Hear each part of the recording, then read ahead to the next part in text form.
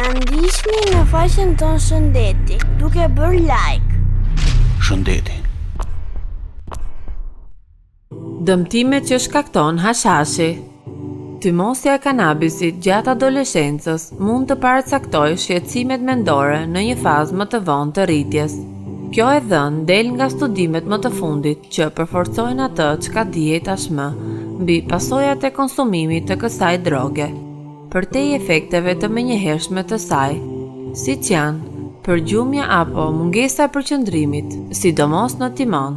Deri pa kohë më parë, mendoj se pasojat e kësaj droge merrnin fund këtu, pasi u konstatua se organizmi i njeriut nuk lodhet as pak për ta eliminuar këtë substancë.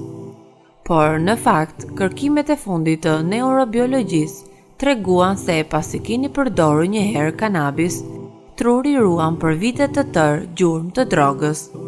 Hashashi në fakt shkakton një dëmtim të përhershëm, sepse ndikon në zhvillimin e lidhjeve nervore që ndodhin gjatë adoleshencës, duke favorizuar çrregullime mendore si depresioni dhe skizofrenia, që kompromitojnë direkt inteligjencën. Na ndiqni në Facebook në faqen tonë Shëndeti dhe në website 10gjera.com.